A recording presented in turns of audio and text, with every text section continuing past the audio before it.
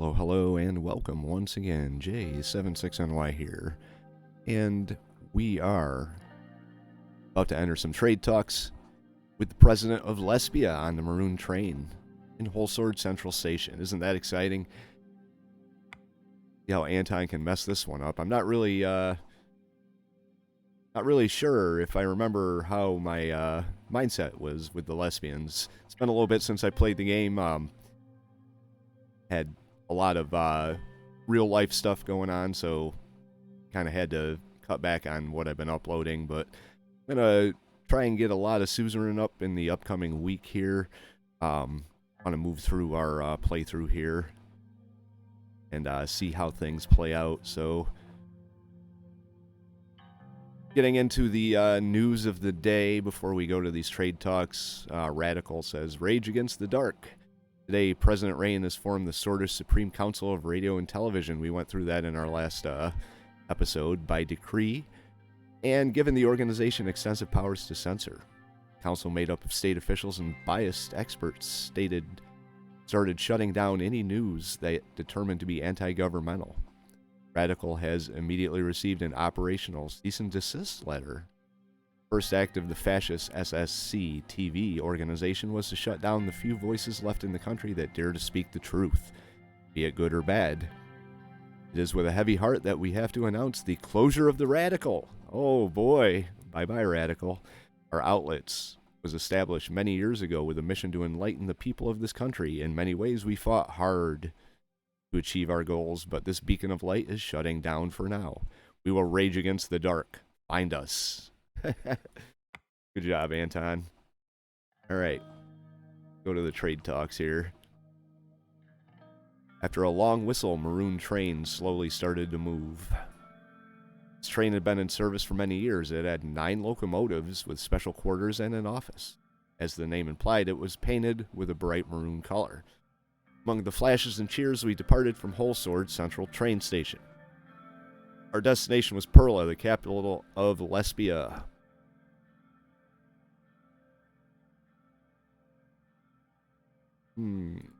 Might want them on our side because they are technically a superpower. We passed through the Lespian mountain range towards the lowlands with a short stop at the beautiful Sierra Nueva, where Lespian security forces joined us. Looking outside the window, the difference of wealth between Volgan and Sierra Nueva was extraordinary. I heard a knock at the door to my office on the train, and Simon entered. What is it? Wanted to have a quick chat about Prime Minister Alvarez and giving you a heads up. There's been some rumor about his demeanor in public appearances. I believe he is the one that goes up drunk for a lot of things. I can handle him, don't worry. He's known to have met with other state leaders while intoxicated on various occasions. Some even call him an alcoholic.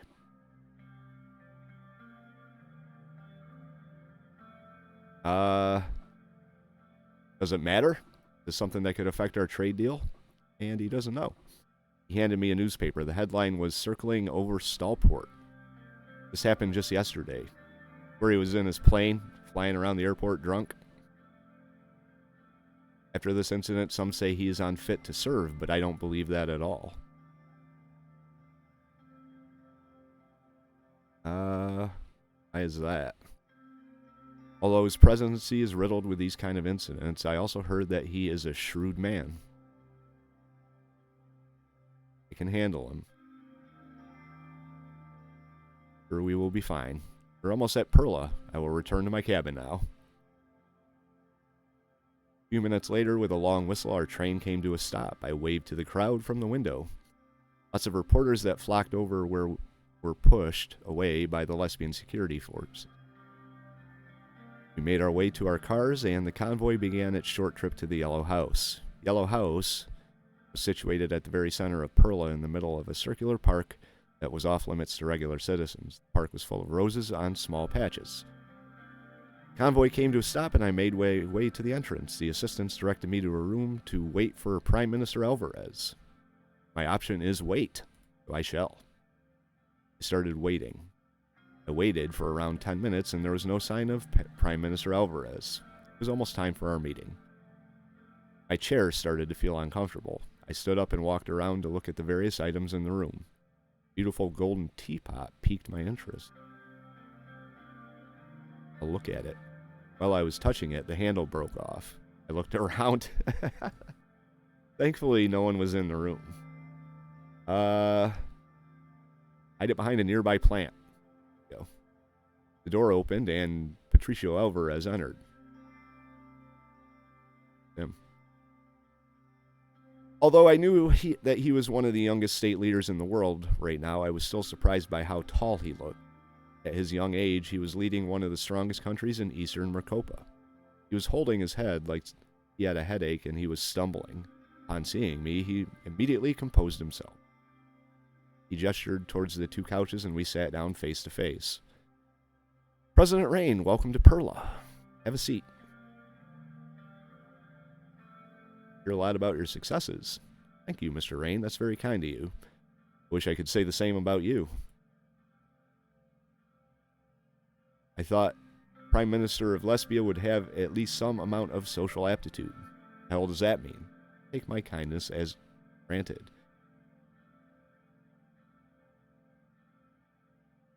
Mr. Rayne, you know what you have done. Your actions speak for themselves. It almost seems like you are on a mission to ideologically oppose us. But by us, I mean Lespia and the ATO. That is the Caucasian Treaty Organization. Kind of like NATO or the United Nations. I smelt the strong odor of alcohol. Drunk? A couple of glasses of the finest Lesbian wine is the best way to start any meeting. Would you like some? Why not? Let's get drunk, bro. 2 glasses. They came back very fast. They must have been used to this. We took a sip. Nothing like it. Let's begin here. We're here for a trade deal. What was it about again? Can you remind me?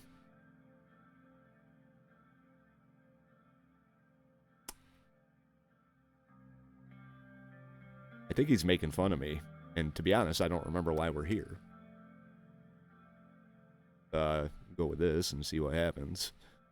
Sordish tungsten in return for lesbian capital. Sorry, I've just been very busy lately. You know, being a president makes you pretty busy. So I haven't had any issues. Except there's one problem. He smirked. Wayland. Uh-oh. Your decision to defend the border while Smollett committed war crimes diverted all those refugees to here. Now we have a full-blown refugee crisis in Lespia. Unfortunately, it means that the price has gone up, Mr.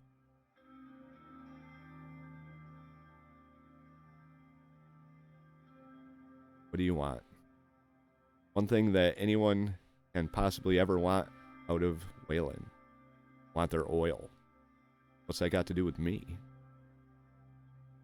And a lot of oil from Wayland is passing through Sordland. And Sordish Petroleum owns most of the oil trade in Sordland. See where I'm going with this? I know, but let me know anyway. I want you to sell me Sordish Petroleum. The deal is off. Founded by the Rayne family in 1849 as a state asset, the Sordish Petroleum is a main extractor of oil in Sordland. It is focused in and around Estord. The corporation ran into many issues due to transitional governments and infighting between Sordish regimes, but has survived many political takeovers due to its strategic importance of fueling and...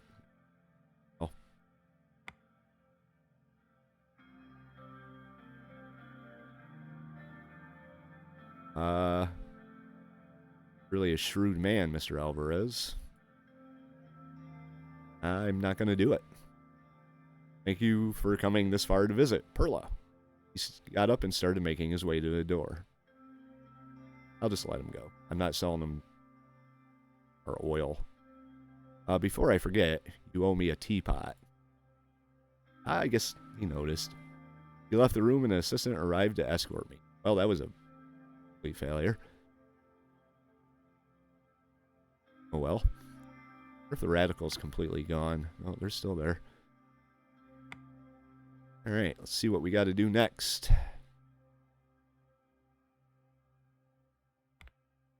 Private meeting with Petr Vecturn.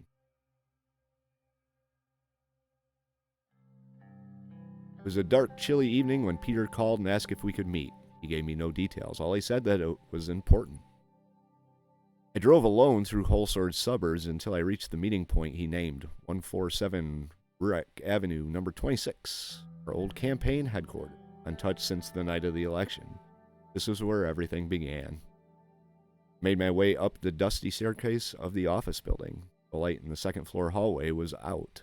I used a cigarette lighter to find my way to the wooden door marked 26. Sounds like your campaign headquarters was in a kind of a slum there. Humming. Petr pushed on the door with all his weight, made a screeching sound as it opened. Without further ado, I bid you welcome to the grand nostalgia trip hosted by yours truly, Petr Vecturn. He made an extravagant bow. The dust from the open door was still settling down. Feeling sentimental yet? Not really, it's just office. Well, I for one am overflowing with nostalgia. Come over here. Remember this? He walked over to his old desk and pointed to the gramophone that had annoyed our neighbors and kept us company for so many late nights. Petr flipped the switch and it filled the room with swing music from the 20s. I'll be damned, it still works.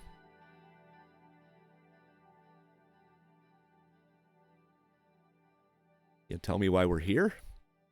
In a bit. He put his hand under the desk and brought a bottle out. He took a swig out of it and passed the bottle to me. And I'll drink. That's my boy. Petr snapped his fingers to the music while going through the items in the room. Looked virtually unchanged since election night. Come on, have a look around. See if it doesn't bring back memories.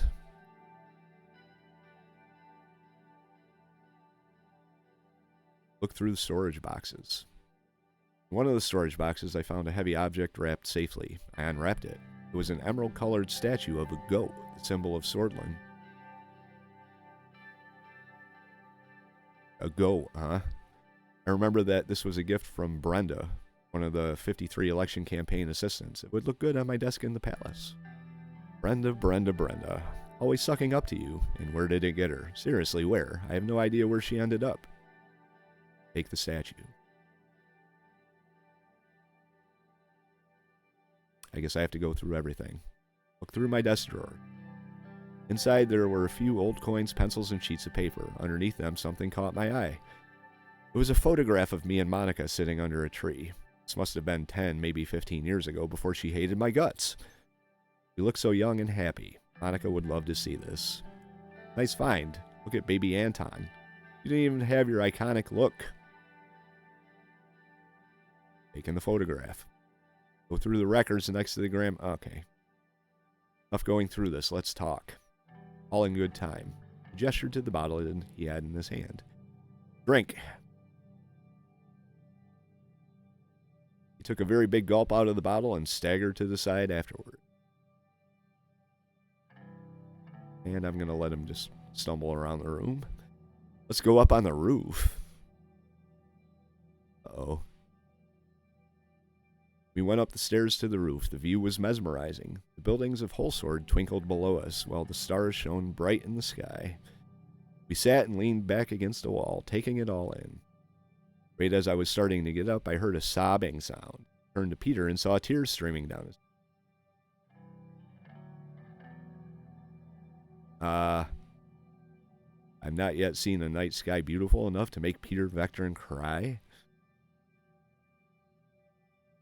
I'll pretend not to notice. He wiped the tears away. I messed up, Anton. I messed up big time. Evelyn's leaving me. She wants a divorce. I'm not surprised. No, I guess you shouldn't be. I've been sleeping with Livia Suno. Our secretary. Uh-oh.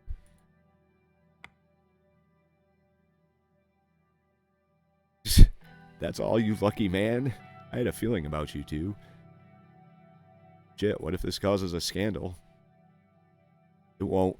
I'll keep it under wraps. I'm so sorry. It's just Evelyn hasn't been the same since she lost her job, and Livia was giving me sultry looks from the day I hired her. You were away, I was drunk, one thing led to another. But she's more than just a pretty girl, Anton. She's smart and kind. I think we really connected. No need to justify, men will be men. How could you do this to me? I like her too. That doesn't mean I break my vows and risk a scandal for a bit of horizontal polo.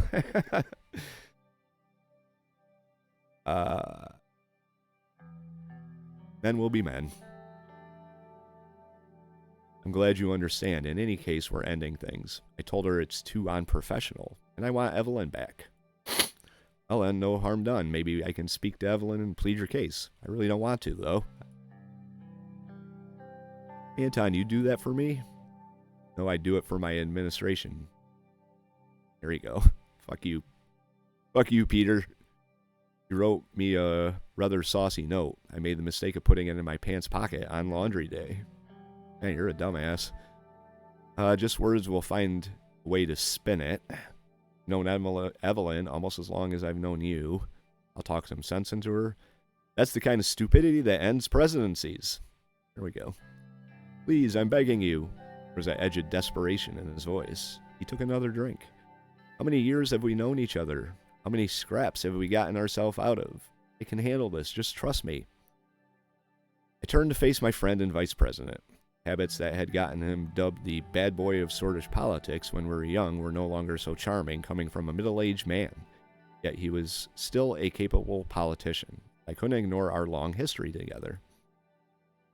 All right, it's just an affair, and it's over at that. We can weather this. You've done enough damage. I will handle this myself. You'll fix this, or I'll remove you from office. Yes, Anton, I understand. Thank you so much.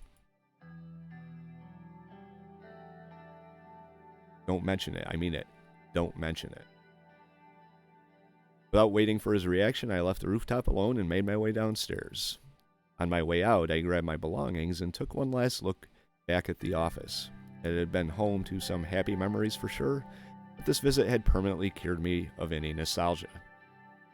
As soon as I arrived home, I headed up to my study, sat down, and stared at the telephone. Call no one.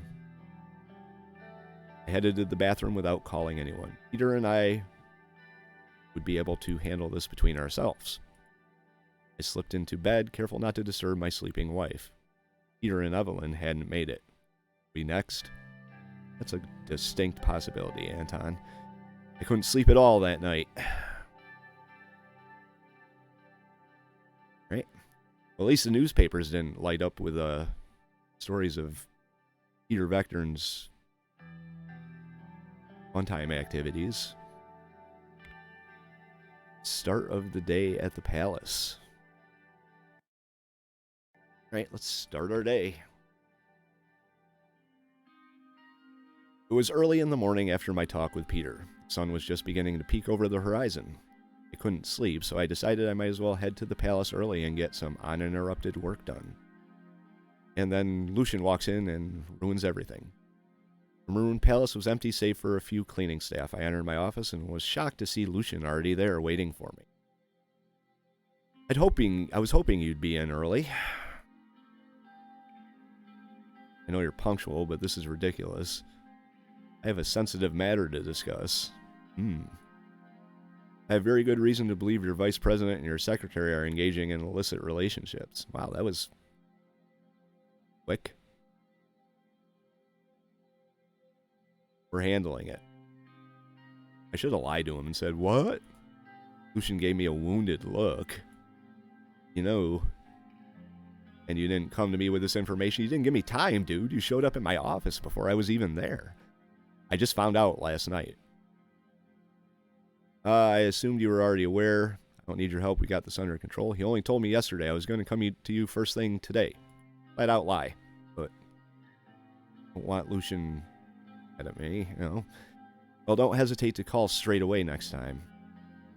On its own, given Mr. Vecturn's established reputation as something of a playboy, the affair is unlikely to cause much damage. However, a more troubling possibility has been brought to light.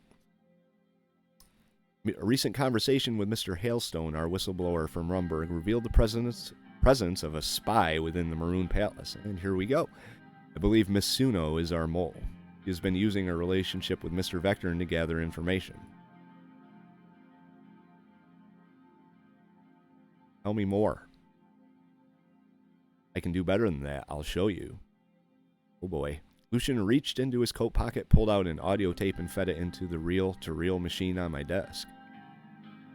This was recorded in the palace at 1809 on the second day of your trade visit to Lespia. There was a second day. It seemed like it went pretty quick. He pressed play.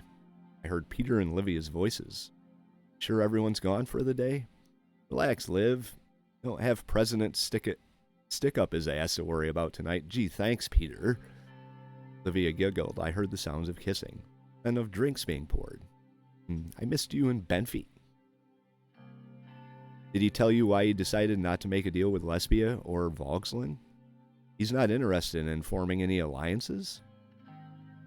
Something about staying as neutral as possible, although that doesn't seem to apply to superpowers. There's talk of possible cooperation. But enough work talk, Miss Suno. I want you bent over my desk. Petr the Stallion. There you go, Petr. Lucian grimaced and switched the tape off. And then what happened? Let's make him talk about it. You don't need to hear the rest of it. The important question is, why so much curiosity about these particular alliances, if not because they could strengthen us against Rumburg? And that's not all. I found her resume on file, and there's a year-long gap between her finishing secretarial school and beginning her career. Normally, this would have been looked into, but Miss Suno was hired before any background check could be completed by one Petr Vecturn. Just then, there was a knock on the door. Livia opened it cautiously. Good morning, Mr. President, Mr. Glad. I didn't realize you'd be in so early. Can I get you some coffee?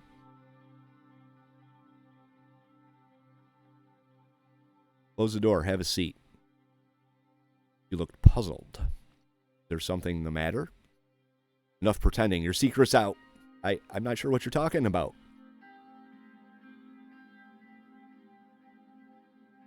Come on, Livia. Petr already told me everything. Livia buried her face in her hands. I'm so sorry, Mr. President. I was foolish, and Petr was so nice to me.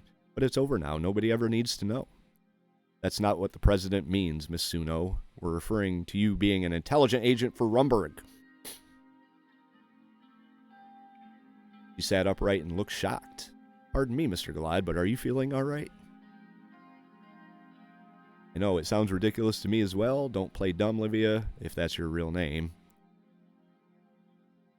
Mr. President, I understand if you don't want me to keep my job, but why smear me with outlandish accusations? Miss Suno indulged me for a moment. What were you doing in the year 1951? Her face flushed. You must know I was working as a cigarette girl at Porto's, the Lock Haven saloon. I was saving up so I could afford my own place in Holsort. Here's the proprietor's number if you need to double check. She scribbled a telephone number on a piece of paper. She's got a pretty good memory. I don't even remember my own current employer's phone number. But why have you been asking me so many questions about what I do? Why are you asking Petr about my alliances? Tell you the truth, Mr. Rayne, I was hoping to run for office myself someday. I want to make a real difference in the world, like Miss Morgana and Miss Walda. But I guess I messed that up by getting involved with Petr. Now they're all just going to say I slept my way to the top.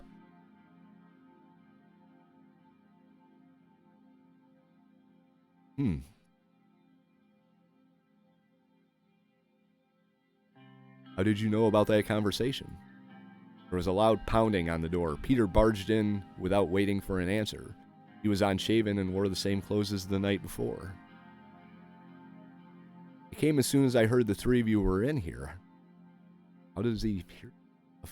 Anton, what the hell are you doing? I told you I had this under control. Lucian already Nope. Sit down and shut up. Petr took a seat on the far end of the sofa. He looked over at Livia and noticed her troubled expression. God, why involve her? This is my mess. She did nothing wrong. Well, there's a small chance she could be a spy. She's a spy, Petr. You messed up big time. I'm just going to run with it. What? I have reason to believe she's been relaying information to Rumburg, information that you leaked in your carelessness. Lucian rewound his tape and played it again. As Petr listened, his eyes widened in disbelief. Lucian, you rat bastard, you've been bugging my office. Obviously for good reasons. And he's a pervert. Both Petr and Livia were glaring at Lucian now. He looked unrepentant. I had noticed the vice president's behavior becoming increasingly erratic and unprofessional over the past couple months. Wanted to get to the root of the cause. So you wiretapped your own goddamn colleague? And for what? Have you been getting off on this, you pervert? Oh, hold it. I mean, you could just tell. Look at him. Certainly not. I believe that along with the Rumburg whistleblower admission that there is a spy in the palace and certain gaps in Miss Suno's resume, this tape makes a compelling case to investigate the secretary for espionage.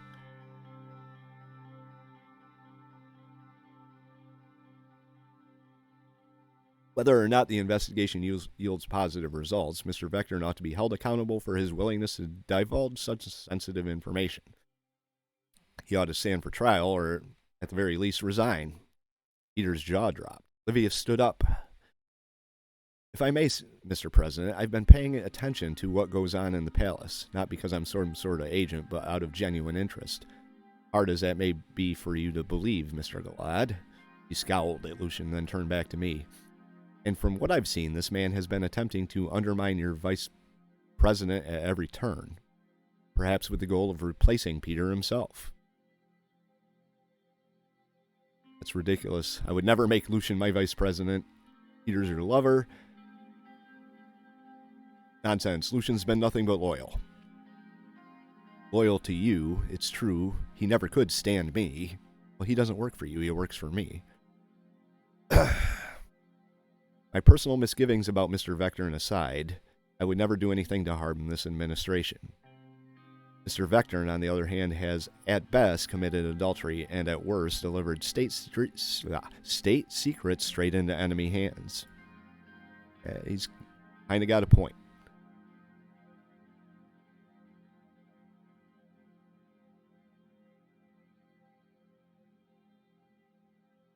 I want to talk to you alone, Lucian. Petr and Livia exchanged worried glances before exiting my office. What are you going to do, Mr. President? You're the strategist here, not me. We should investigate Livia. I ought to fire you for surveilling Petr. I'm not investigating my own secretary. I won't play into your hands.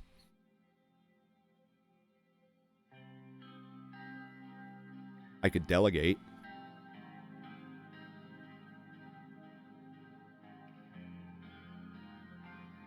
I believe you. Let's investigate Livia. I appreciate your trust in me. And Mr. Vecturn, what will we do about his willingness to compromise Sordland's security at the drop of a pencil skirt? Petr did what any man would. You understand, if he weren't a workaholic. If you weren't a workaholic. We'll decide that once we have the results. Very well, just keep in mind you may need him to shoulder the blame for this. Lucian adjusted his tie. I'll apologize to Miss Suno and tell her that this has all been a misunderstanding. We can't have her running away during the investigation.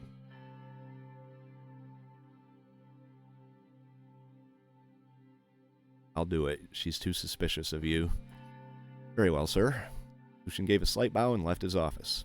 I sat by myself for a while, wondering what exactly I had set in motion. Well, damn. Crazy. See anything else here before we move on? This results of the affair scandal. Right. Several days had passed since I ordered the investigation into my secretary, Livia Suno. Both Petr and Livia had been acting unnaturally nice to me, believing I'd let them off the hook for their affair. They seemed to be avoiding each other in the hallways, though. I was just sitting in behind my desk when Lucian knocked on my door. Sir, a moment of your time? I wonder why it said not now. Our security team traveled to Lockhaven to speak to the owner of the pub Miss Suno named. They confirmed that one Livia Suno had worked there. Really? My last playthrough, they didn't have any idea who she was. I wonder if she's wonder if the course that we've chosen for this playthrough is going to prove that she's not a spy. Her description of her did not match that of your secretary. Well, here we go. However, it did match that of an unidentified corpse that washed up in Leckford Beg 2 months before your inauguration. Oh shit. There you go. Further investigation by our operatives in Rumburg matched Miss Suno's description to a woman named Ilana Vance, last seen graduating from Krimsrad Political Science Institute. Our whistleblower from Rumburg recognized the name Vance as belonging to a deeply embedded covert agent, although he had previously assumed it was a man. Named Ilana? Or Vance. Oh, whatever. That lying two-faced succubus.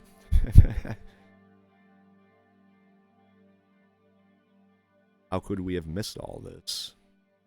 Lying two-faced succubus. I like that. To be fair, Miss Suno was just doing her job.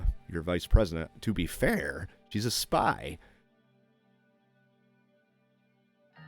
Albeit a very good one.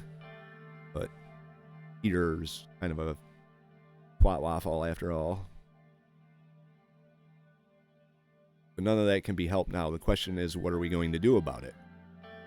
Arrest her for espionage, of course. You mean I'm going to murder them both? I'm going to have Petr castrated? Jesus. Now, what would a douchebag do? I'm going to murder them both. Lucian stroked his beard. I'm going to assume you're joking. Standard procedure would be to try Miss Suno for espionage. If we do so, it's only a matter of time before the media pieces together what happened. I'll look like a fool for having her under my nose this entire time. Outwitted by a woman, it won't look good. What if there's no trial?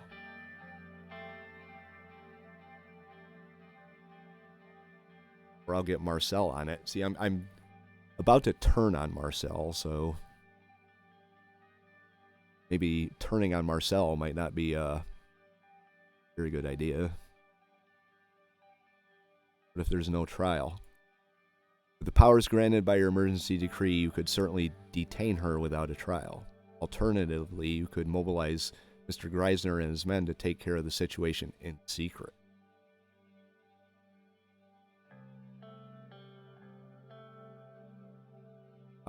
Detention without trial sounds like the easiest thing to do. Let's use Carl. The fewer loose ends, the better. Of course, sir. By take care of, you mean secretly arrest, right? By take care of, you mean take care of for real, right?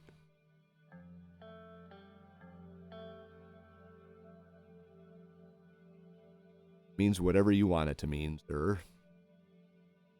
If made to look like an accident, another covert assassination could solve our problem before it even starts.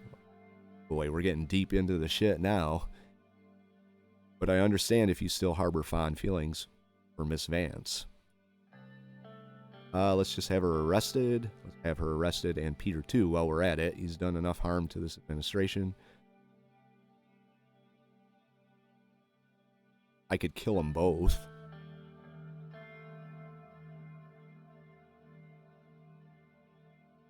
Just start with Livia. What's this? Oh, I got a Steam achievement. Alright. Oh, I could have killed them both?